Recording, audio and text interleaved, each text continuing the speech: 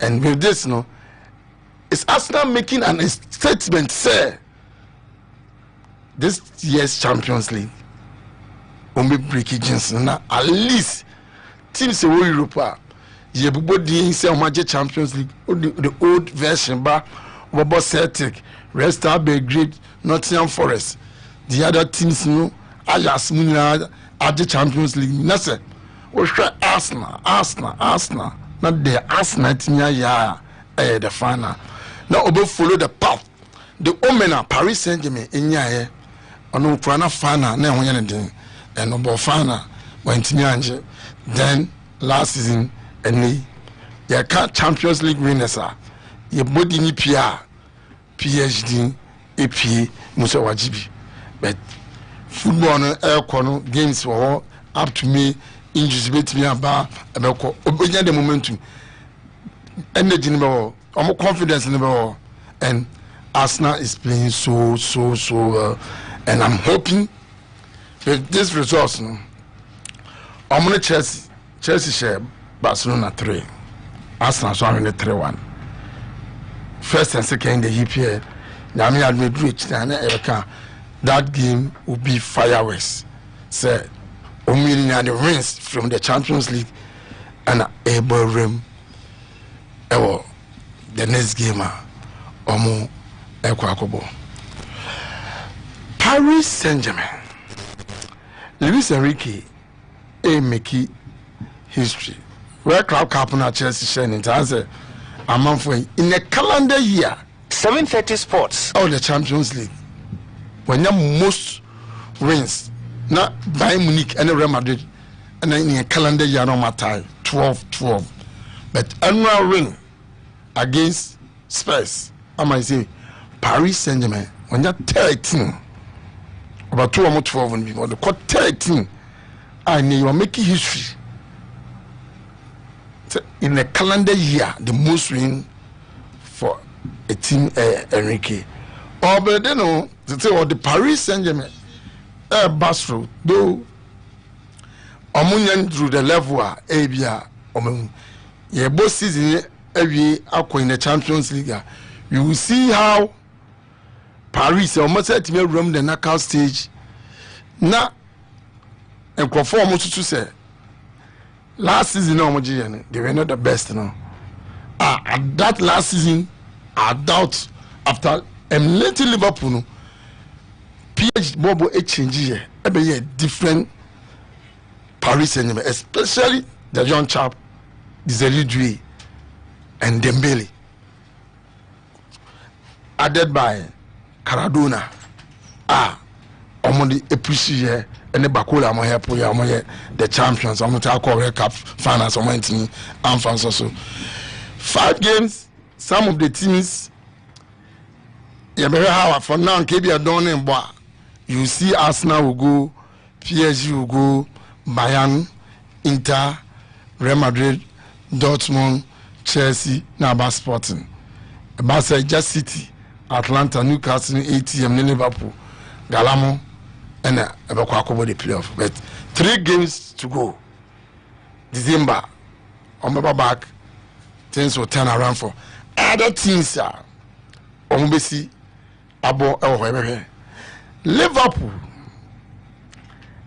What is happening? First 5 games for slot in the EPL, 15 points. The team was there, the Biameka. Then Ketiki Adia na say I just stupidity or red card or back where was a certain. All of a sudden, Liverpool, the dreaded Justice Anfield. A ground so it take team say what courage. Any team question. The same venue, Nottingham Forest, our 3. And in the history of Liverpool, so OJ 3 goals in a row is way back in 1992. In a row, so consider 3 goals. You see, we lose 3 games of back. If you say Liverpool is there, but you see the team, may continue meeting course near the debate. I'm on Kakra, especially in the right back. from Pombaye or Pria. Young boy, Nano, or Vinicius Jr. Bradley, and also Onio. And then, suppose like now, all form, it would team in Nanka, or bet me jam food one may do a beer, the long range power shot, and no one that's on the Sakunya tapping. I saw something about defense. Or yeah, Juman perfect. But form no one will bother right position and natural position. Liverpool. Hano. Na brake woka. No crap. Tama kwansa no kwa no. Because we are like for like. Alexander Arnold from Plamba. But one ma kwansa na nke du be bi ma option. When Timian room and Crystal Palace and new komo ye ama omo ya kipi magwe because no brake kwa ro ton mo ma mu wie.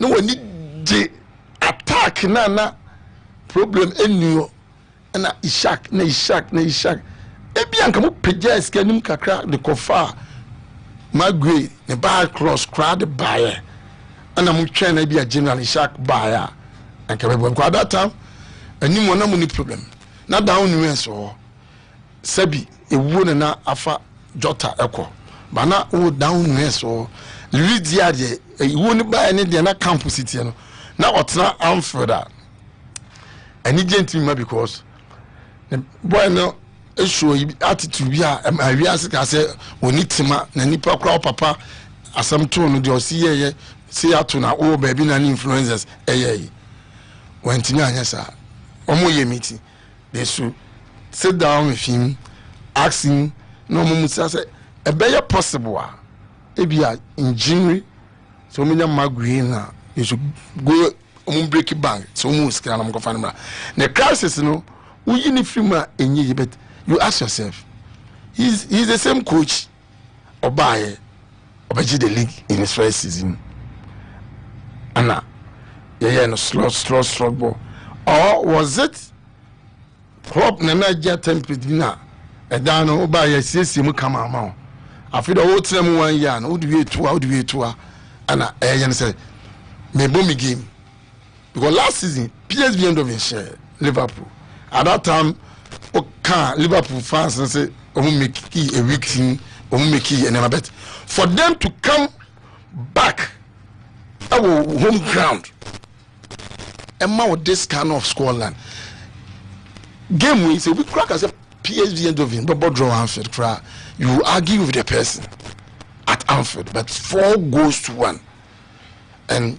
Konate Van Dijk combination this season and Enfa a Kosu team Van Dijk as a leader they should sit down players so on trans now almost save the image of the manager so at this time around pressure baniso and then our subsequent games let's give the fans some rings and sign your next Champions League game at me a draw as well Kylian Mbappe now the second player in Madrid to score 4 goals in the Champions League adjoining Cristiano Ronaldo and what a way to achieve such a feat now all equal with this kind of thing your own idol Usiano on a massive 4 goals team our Madrid and what be ye one year so with team of boy and Kylian Mbappe this season the Madrid baby it will be Mbappe form now afano and the system now a branch here Alonso Edine Bono or Pejane Hose in the first season of Bayer under Ancelotti and so one criteria Madrid and I think this the confidence level no the chemistry no manyano so Madrid be koni say na defense ni na omutimi nya omo mafidi ya Madrid so be a team to watch and I'm congratulating Kylian Mbappe Ujo Baka say Olympiacos but it is an away game and the Madrid team are normally the injuries na ekwo for him to have scored that 4 goals and some more Kylian Mbappe about one of it. All right, so okay, my main interest means okay, Edmundo I say good morning Lebalente. Honestly, I can't stop listening to Braki. dude is too learned. Okay, I mean, can say dude is too learned. And here Edmondo, like I meet Edmondo down, but he's one person. The beer, what can I say? I mean, sure Edmondo is one person. And maybe many meeting. I mean, sure meeting say. Let me say, Moodley more baby. Sir, I mean, meeting. I'm not getting so baby. No, can say, I love the guy. Do you see an analysis? Edmundo, we are a big fan of you. So, Edmundo, I mean, shall say, they be so encouraging you. Or so intimate, they are no chess, but a better. You'll be Bob, and no chess, oh, my home in society. And we also say, it's so disappointing now. All the players who are supposed to lead the team out of this precarious situation are not showing up. DVD, Salah, Konate, and the rest. When you sacked Ten Hag, he didn't leave a family, right? I agree with Braki that at this stage, the manager must be sacrificed. Uncle baby and notorious callers. We need baby a call. Sir, and it's lots. Ye German a call here. Slots pa. Now coach no call no could day. When it in them, the bounce nice girl. Oh, massa. Isn't that also mama life as a son? Just almost am our back here. Postcode is here season no shall say failure. So coach. Postcode in the we are now coach season na. Akotena Ibiza. Uko Ibiza asa ko DJ. That's the Liverpool the DJ na. Postcode there massa. On December Osaji break. You also October say Osaji break. You are say good morning sports master and your crew. My best team is Arsenal, West team is Liverpool, Barcelona best player best player is Vitinha. Okay, the West team Liverpool, Barcelona best player is Vitinha, and the West player is Ferran Torres. Best coach is Mikel Arteta, and the West coach is Arne Slot and Hansi Flick.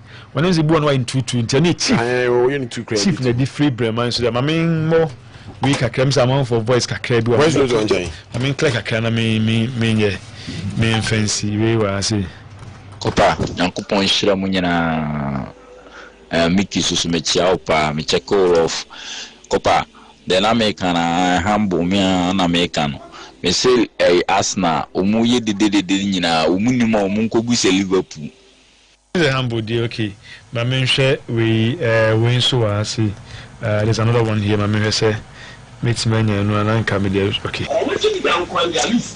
Mr. Kopa, good morning. Pacho we DNA on an apoku. Now, Mr. Kopa, Pacho Hansi Flick ne Anslot. Edia no muye. I don't be dada any ana. Na mo first season kura na mo nim team no kura mo team DJ trophies. Na fi I start new season na mo amu hihye mo team a. Ready mo chere. Omo dey adwene di agrosa. Mo investors bre. Ezo du sika ko hye mo kura no mama na hye. Yeah, bro. Na Guardiola no so there. Now we for team Koboba. Why 10 changes? Don't see the sika gumochi. Na mo tete ni pasa. Kopa de mami fancy ya. Kopa, good morning. Apomba ko de. 7:30 Sports. Midian na kampe. United States of Angraga. Wona mi ho. USA. Meti say pundit number ko kase ko se Liverpool ye ko fa mage hi kwan biasu that time na ye penono ye koya to the last day omo manager no be ka say omo ton mage hi ono so beja team no ho ede akọ so ti aze nti na Liverpool ball no who show Liverpool ball this time Liverpool ball no na mum na am be kan ya no sunsum no ni Liverpool side yeah okay so the amount that sunsum okay that's it go your kwai no eye bo anke bo kisenga okoye nka Crystal Palace do mo boy isenga mutimi che manager no senga okoye because manager and Kaliba mutimi che edimo de na wo pede senga wo onko okwa no fa player no yes one I can sika kakra bi ntine nye sika sem kra o no am no person che say na hia na omu hia no but because of coach na intan o man team an na make say Liverpool una here player no ana coach ne say mpenyufo mo ton akwa we a meko na no fa Liverpool hu gai so you do everything to get him because grass na no crowd went me answer nhye no nti ko kokko bi kura ka wa fa no wota akọ no ke be sa abo okay time about Mr. na make am for dem as pebinum malaria fever na hawa me so nya time ni bi na mo apana into malaria na simma na msisi na tonto na ba ana wanum so ato untimi ni dia obehia time heba Mr. ni bi eno ani adura ni wonam tutu so asanom a na aboa ama wonam tutu ni nyina nso atime fionom ene ye sign the time HH Mr. na fini capsule saba na time HH Mr. no sensansa bi agu be ma ho na se oba ho a ebeboa na atu ase dia masane ne fa ya mu abra wodun so nso obehia time HH Mr. na fini capsules ni bi immune system no any adra support na fi asaboa for the general well-being ubehia time HH ni bina aboa ane ni se modemo wompam abafom se ababa ne be mehye ne se modemo ntimi mpagya na sa branch one ababa wahyiam ne se modemo ntimi mpagya nti adra ma ne mema nyina obi atimi no bi aboa ama modemo no epagya yi pa nti obi anso mpebinom na into ase prekope enso manase ma ho ade nso ensipi ensita wei ene adra obia enom na uram heba shop pharmacy shop bia be kwakonya bia to na opade do to so afre 0244 417669 0244 417669 na on say to me aka time heba Mr. ni bina bibia nso etuma come into madama ana yedin se na ba yetwa ma ba na yedin se ntimu enso edi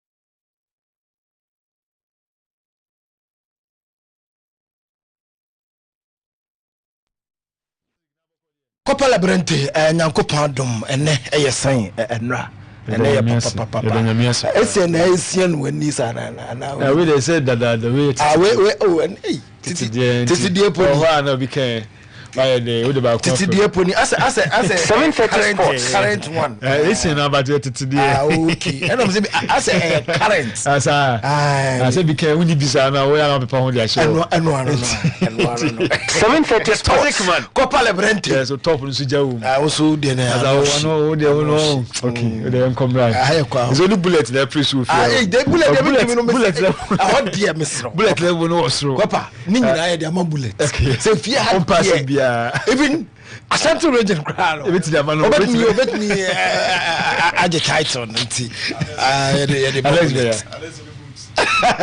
ono pramo bi from you go blue light to me say ja omana kitekite mu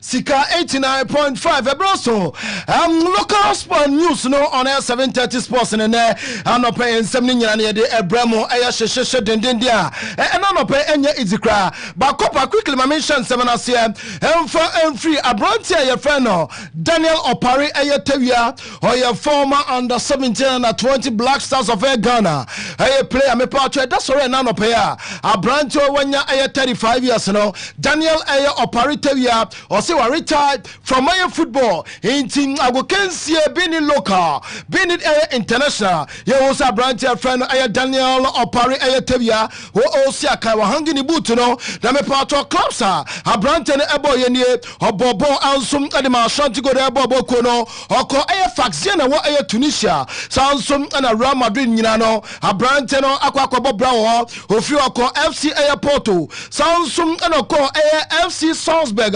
Sansum and Stella Liana Honina no Oko Osiakan and the Baptistas any bobo kwa me pato koya hodin any football career no Hansum aba ya Shannon so afoma me say and 17 that is 2007 now Branton also to me akwabo no modern abo my Ghana say tournament no akwaso awo Togo Ghana me pato nya bronze medal Daniel Opari also abo my Ghana Sansum and under 17 hey FIFA World Cup no ekoso our South Korea me pato Ghana etoso enai abranti FN Daniel Opari Teviana Okao Obekaya under 20 akodi ye Egypt that is 2009 no abranti FN Daniel Opari Tevia ononsum boy manema ansum de etumi akonkai de ema omai Ghana sansum na World Cup ya boy Brazil that is 2014 no abranti sum to me akwaboa mai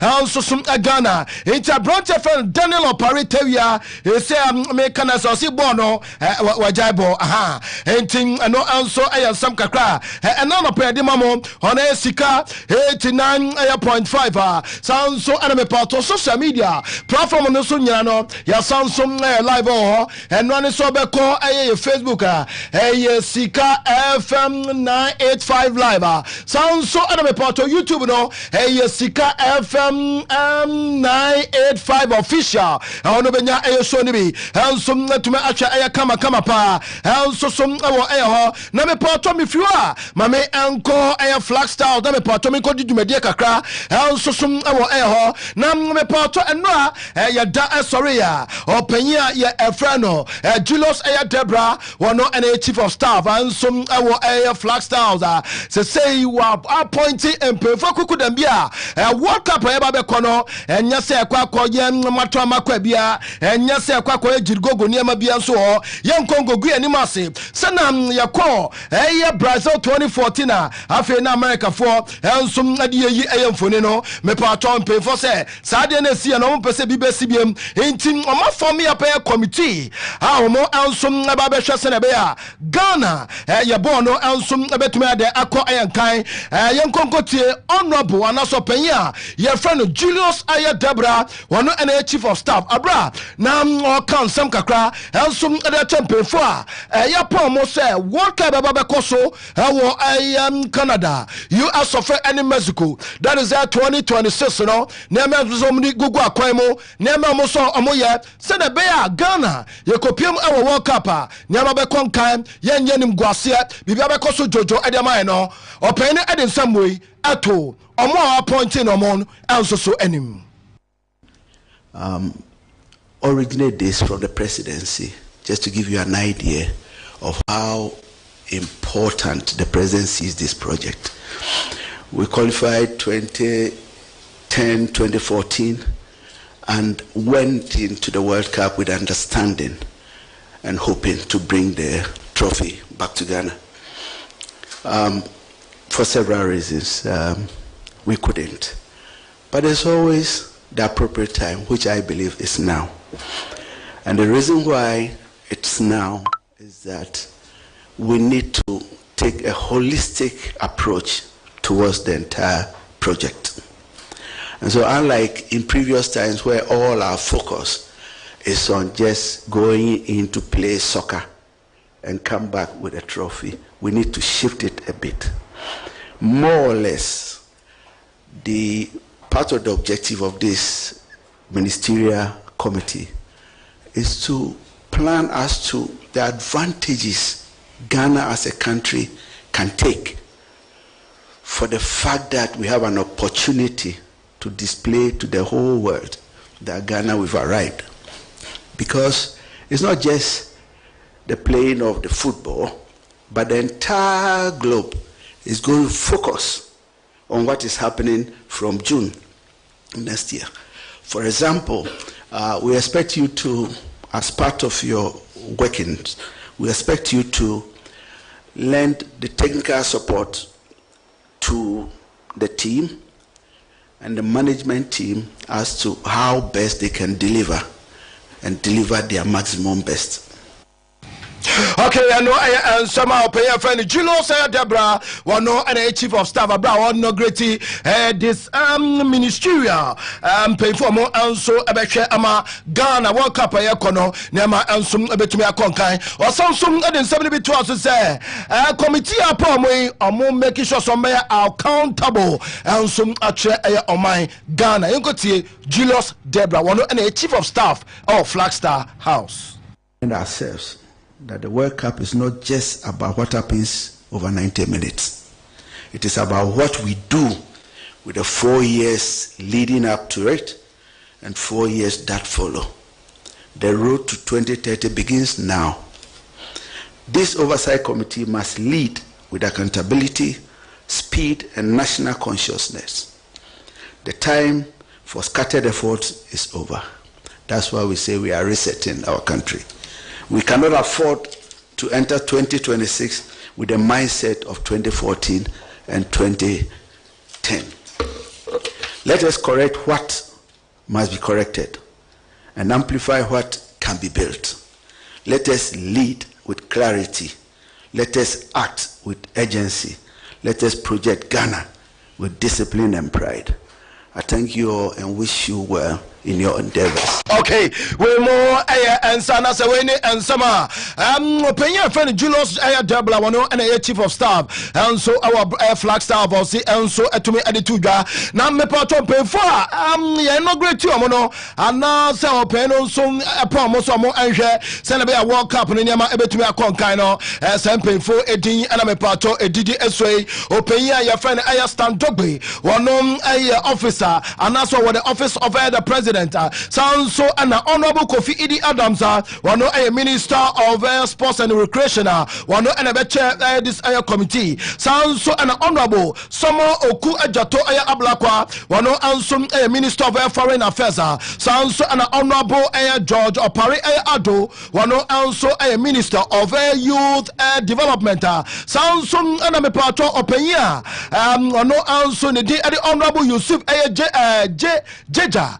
one also a deputy minister also a deputy minister one also appointed as a wamra na on mehwe senanema also ebetumi akọ ayankan abrame pato committee and naka one a deputy minister of tourism and culture so and honorable ampem dakoa nyako one also a deputy minister of foreign affairs and as one a deputy minister of finance so and Edwin Simon Aya Okreku one a Ghana Football Association Aya president Elizabeth Aya Yankee one a deputy national Aya security coordinator our own Abedi Pele Ayu Maestro one also a former Black Stars captain sounds and a Mrs. Asamoah one also a chief director of the Ministry of Sports and Recreation na TMN a professor omode ebimba beka ho the additional ones also abede beka ho na me pato abra ya inaugurate this committee no openya one chair committee and the honorable Kofi Idi Adams no one also and kakra atudwa say committee apom o me making sure say wo mo ebe niam be gugu akwemu sansum na me pato omo adwumadi ombedi no ebe boa amagana kwa yekọ World Cup no niam bebre ansom ebeba yemamu ha etimamufo no ebenya aso emfaso yenkotie Honorable Kofi Idi Adams. Challenges and the processes that we went through, we need to make sure that our planning and our participation in the World Cup 2026 is very unique. And so we needed to assemble the best of the best at the very top level. At the last meeting in cabinet, a decision was made that a team of this nature be constituted and be inaugurated to see to the general planning of activities, coordinating what must be done, the necessary committees from technical to all the rest who is doing what, so we would all be understanding each other so that there will be no silo operations where the left doesn't know what the right is doing, the right doesn't know what the left is doing. So planning will be very, very, very effective. It feels that this is what His Excellency desired. And where there is proper planning, there's always efficiency. And where there is efficiency, results become great.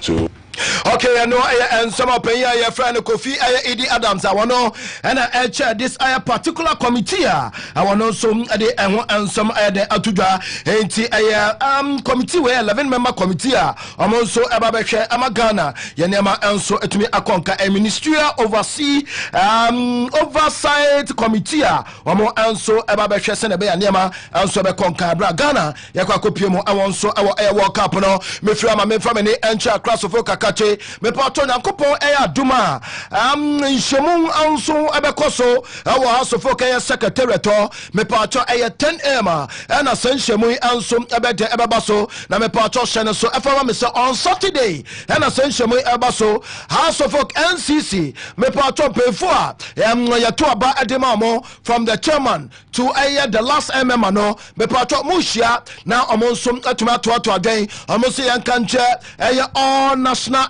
chairman no say omo ehiomo ansom abo omo meeting ase enti adam memeda omo atwa nim say empefo we ansom ebeba na house of folk kan kono omo anyina ansom atuma to again say be house of folk team no ansom ebe konkan me from me family enche outstanding game back one enua etoga anso so awo ba aseke na me patro ba seke only stars omo nso nyane Kumasi Asante Kotoko and the apem so we Ghana Premier League match day 3 and Kotoko Africa no more one team before the chef fridge mo and now and brewa yi puma kwa ma say game no omo nso to me adisha so na game ni ba wi no na me patro Kumasi Asante Kotoko omo ekwa ba seke no mo kodi ayencho 2-1 and a coco ye me patro baseke only stars and so to my concode pa after the game no me patro Abdul Karim Zito and some and in some way and so etuja said don't so many malusu to me patro baseke but still title ne dear one more egusua agency. We are playing the league. You will beat, they will beat you, you will draw. So we are still chasing. We have 20. The one leading is having 23, so it's only one match, and we are playing at home on Sunday, so it's good. We are still chasing. Thank you very much. Okay, I'll say they are still chasing, and you know I am some of them. I to draw that me patro Abdul Karim Zito and so and in some way to also say and them Ranten and Ra one more squander a lot of chances. Now can say or to be converted boss and be at what anymore, but boss now and now say chances almost say no and no enama akwako you almost say Kotoko a test of first defeat our Ghana Premier League anymore this season. We should have won this game. Seriously, we should have won this game. Once again, we squandered the chances, and you took your chances. So, to me, we shouldn't have lost this game, but it's part of the game, so it is okay. Okay, and no, I am some of them, and so I did too. Now, my patron also didn't somebody to us say, hey, Bossekepa, hey, Holy Stars, now, Bono, Momoya, dear sir. Say Bono mutumi a tiny breaky pass, eh, Kim Bakum Yanumi and said to me my true pass, and now, more double at Tono. Now, Sana, Ligi Mobona, now, by this time, come on, not to, and come on, the baby, papa, Yankoti, Abdul Karim Zito, and some of Kafa, but Holy Stars, Timino at home. For every club, we all want to win the league. It's not only Kotoko. If the way you play here, if the way you are playing every club, there wouldn't be last. So Kotoko, everybody wants to beat Kotoko. That is the native of the issue.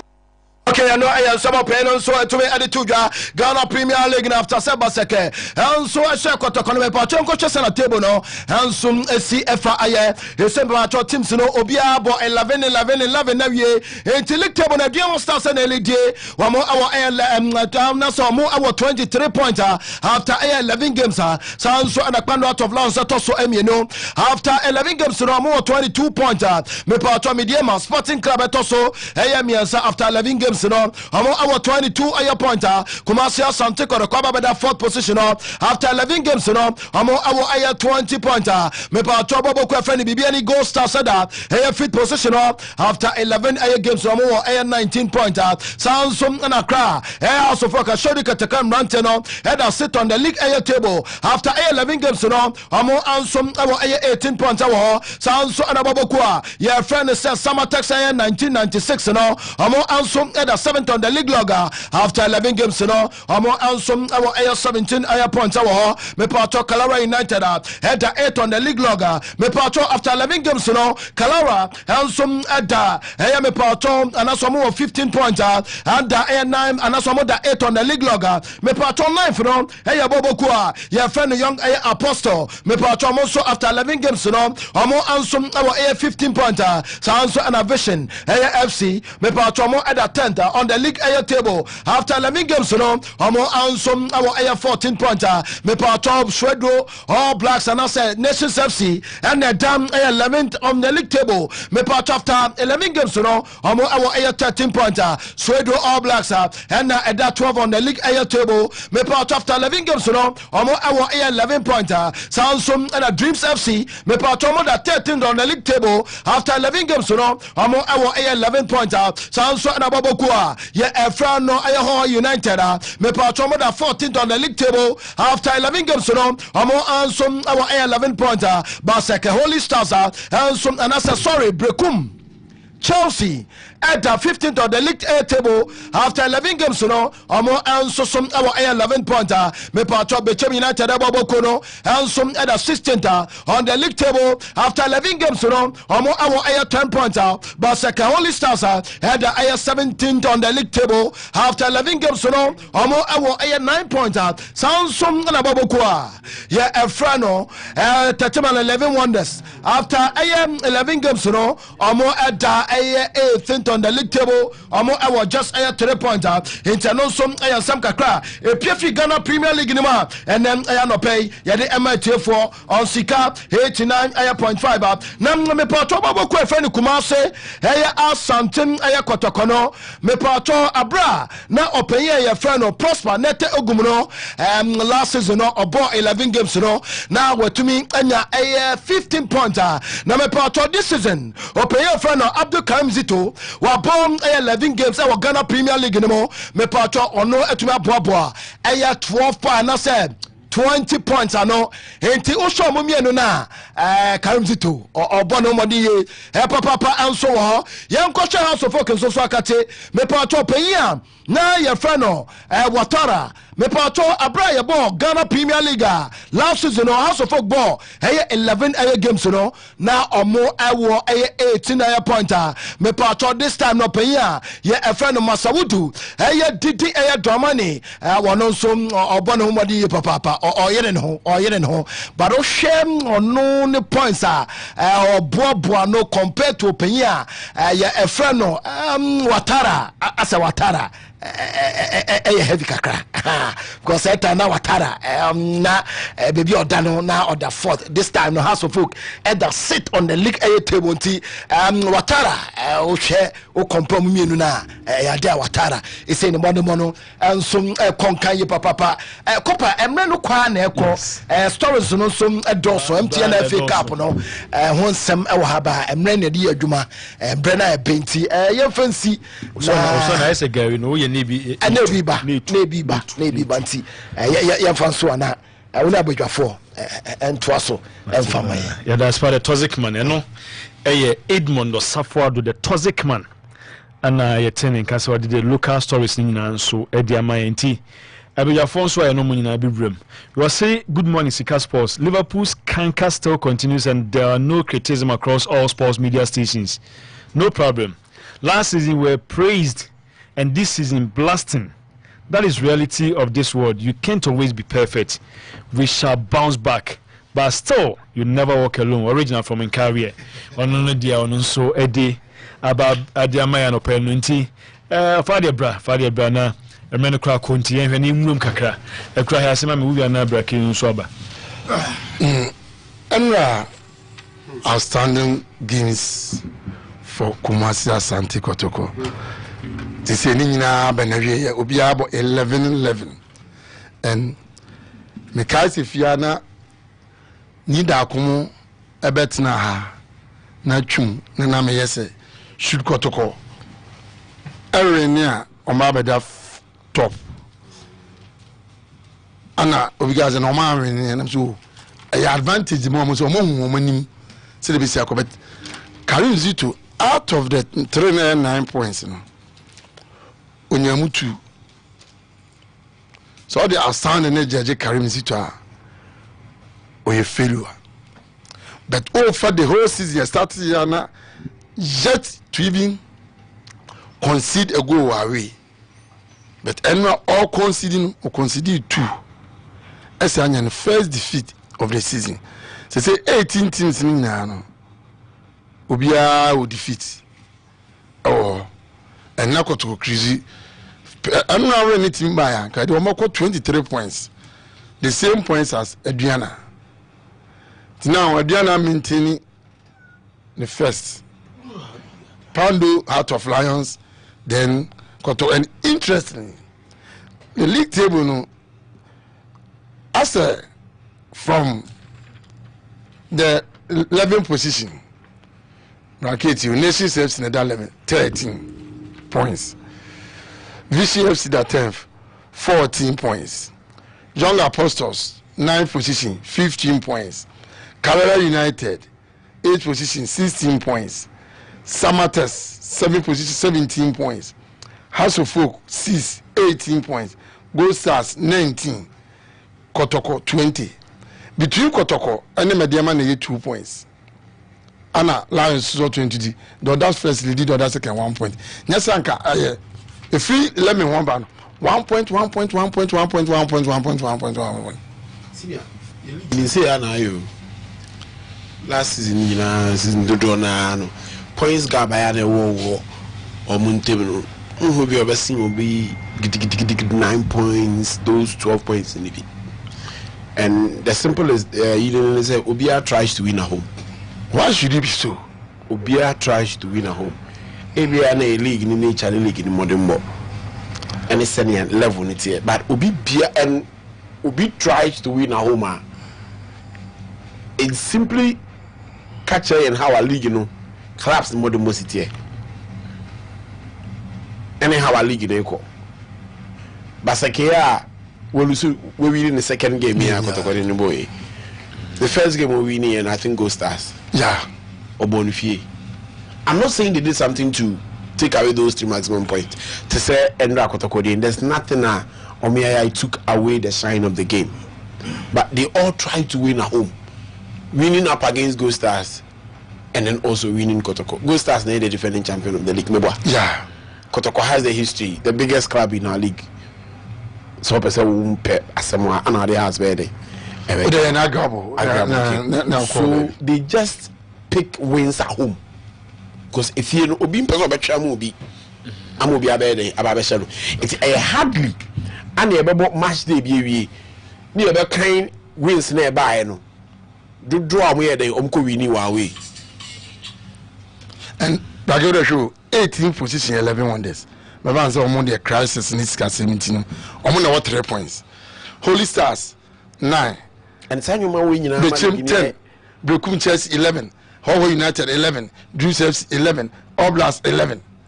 Elsewhere, Ben Quabruchi, Africa League Siko Shake Kenya. What do you say? Though South Africa League, Kaja Chief on the points, we won it there, but of late, yet, you know, into 11 games, you now, the highest points are maybe a chema, not teams look new, and one number of these matches, no, they were getting 70 points to win the league. And to win him, they're okay.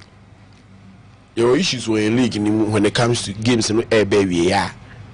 How I believe you know, and if I want attention, you don't know where they could go very normal because last days are dangerous. But see, I don't care. Best in opinion for some more attention when the league starts. When the league starts, and especially how our teams need to be a win.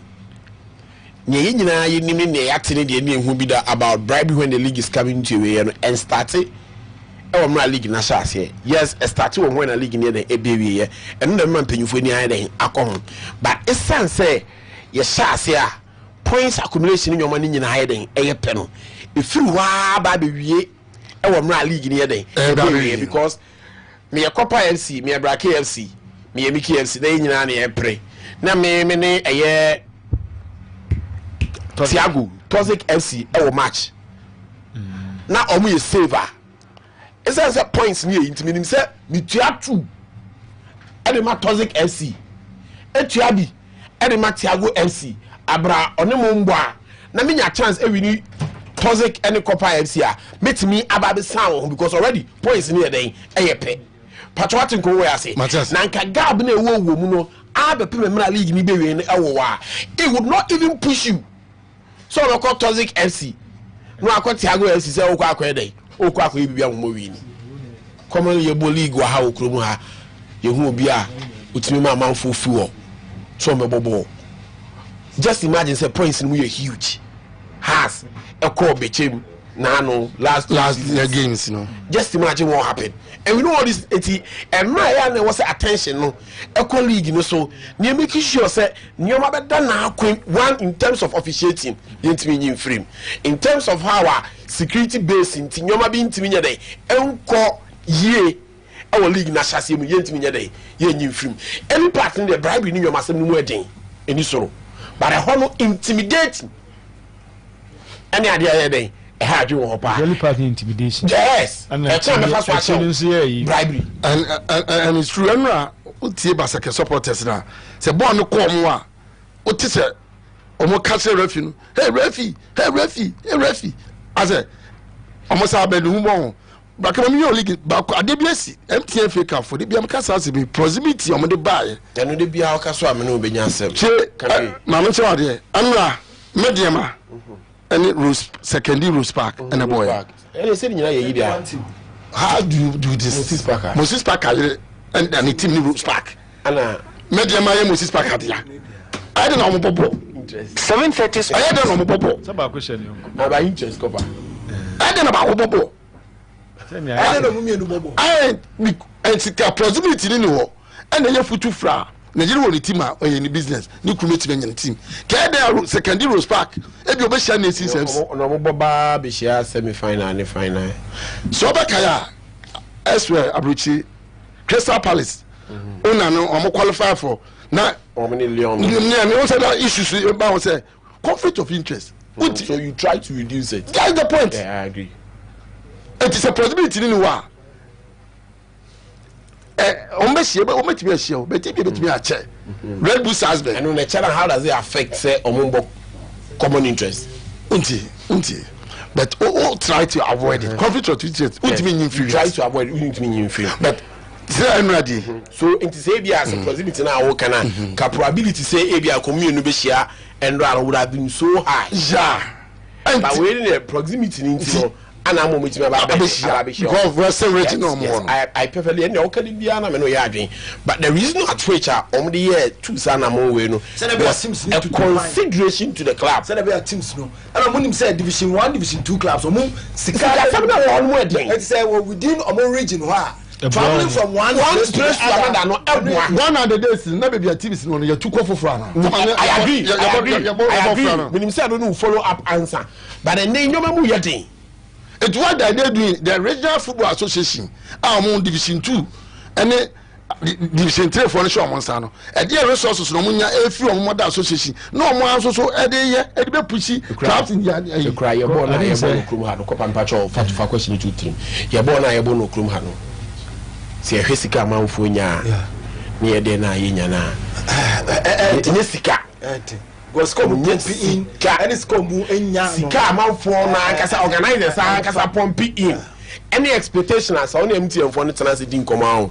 nyame na yenda o mase say they are riding on the fact say ye more mileage say FA Cup na MTN din na edey that's so but sem fa so dey pa no de omunya wonyoma bi omuya ho no nya bi na say FA Cup na mo matoto chips nya supporters na use chips no mu no and just teams in supporters then they use on network teams na no ye ni bia so na ton wa chi of boy so the point is say onu say teams na supporters ni say one sky mesimu a still beto no is okay to go say and na me extra bia yes and mileage yeah but the mileage does not sell them say kai bia sika fm wa hey ni atam yakọ sponsor FA Cup yakọ ebe sa hwem faso die ni gidigidi say yes sponsor FA Cup no then na no mko bo final bi wo abrankese I know say it was so bad obrako dey yes I remember we nyina nti na Asha Interior Gala oh air time Thursday that day my birthday mo de mom based on say radio no community an eye ehon faso dey na wo ado ball na there is this year net teams no sika kwenu na FA Cup and na ma obenya na FC bia wa dey obetimi ade but I think say those times na ye can who say so be capable key enche krampo na se team krakwa bia supporters wo kwatim ka se ma fatin no ka but the name is difficult for them supporter kwat with the team yes but no say mani me bi ni ho clubs na ye bibia nti I think say na ada no ana mo so akoda na makwa face fragility issue we and teams in the minister yeah because na me wuta obini ni yiri na ba me kwa de me no na say no kra e bia ko da knockout nti ha me say na bia koye se bia group phase bia okay se bia you drew and yes a group phase be you can say a league phase. Okay.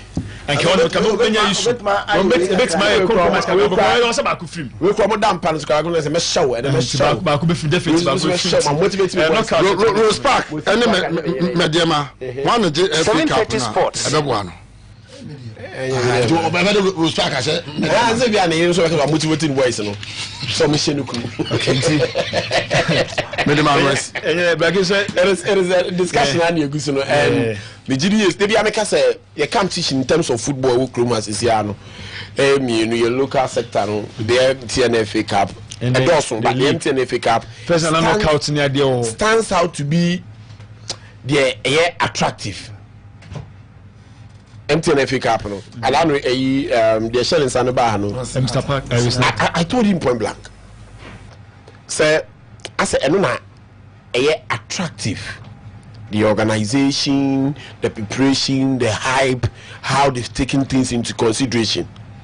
And you didn't say Krumu are there. So a person who yet to say MTNFA Cup, and I just say the public or the private sector. That's why I say we're in a fan baby.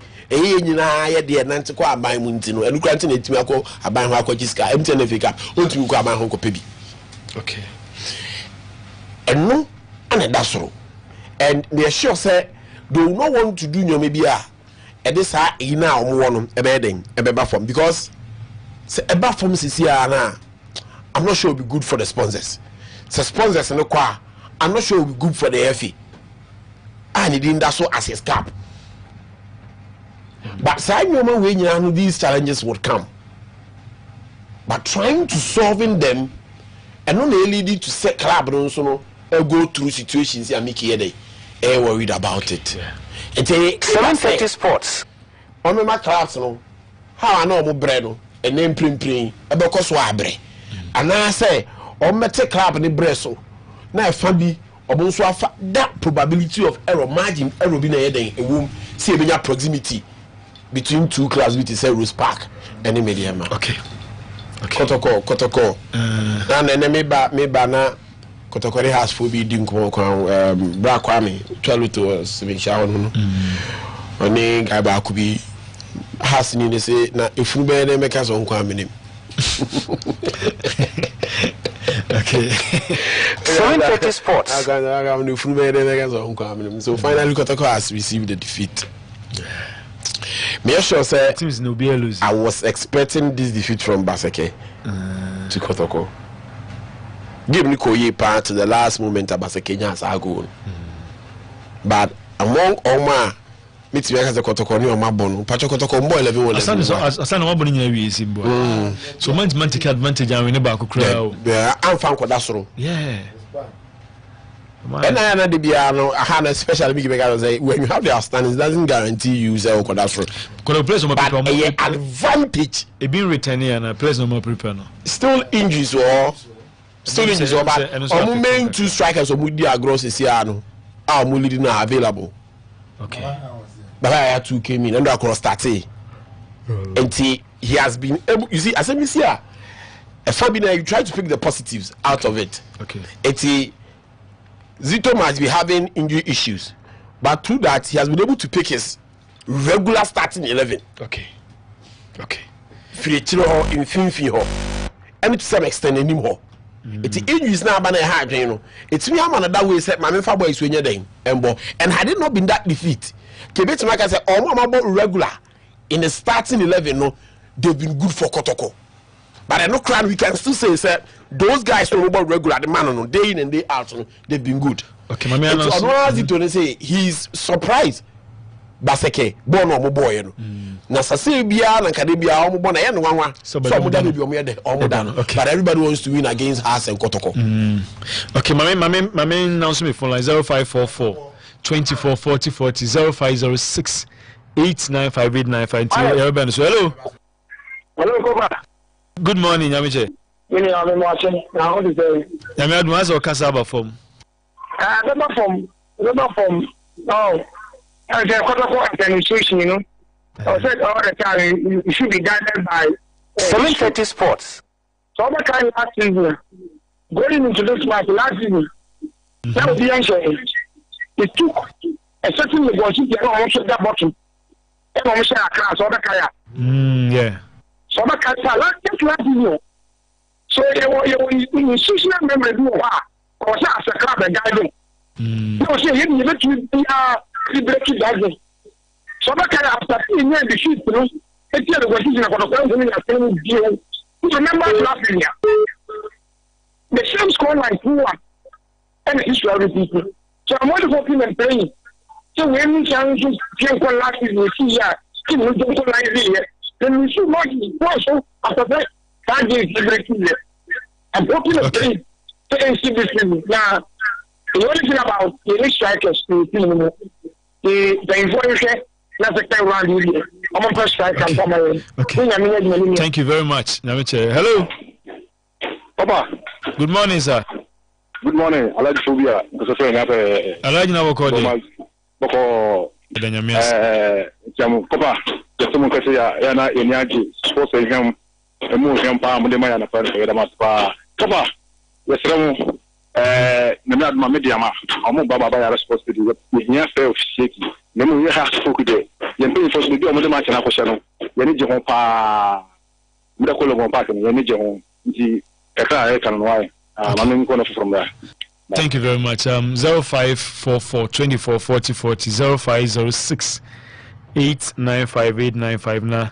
What have been chaba braki na was it kofa na I would have been oh de ma police inspector Patricia Bwedi aka Inspector Pat all man pontin na de efe wa woda pa yiri hu say efiri ni kun ono so chief inspector into chief inspector Bwedi ana ede awoda pa bro ni say happy birthday ede ma ne yere oye inspector say police need to say ni kun na Patricia Bwedi Inspector Pat all man pontin ukunu so awoda pa odo 7:30 sports. Okay. All right, back in fancy. Friday. Boja ni into the weekends, you know. Weekend we money one ebo. Yeah, weekend Crystal Palace. Jesus. Besa ko luzu pe. Jesus.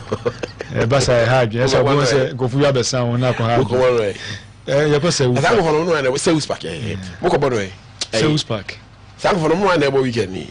Enfo. Yanu mi a minimi ya no jawo Liverpool for nyame bua Liverpool weekend mu no ma na mo e ba 7:30 sport that bro the producers need Chris Shaik na fi Prince ne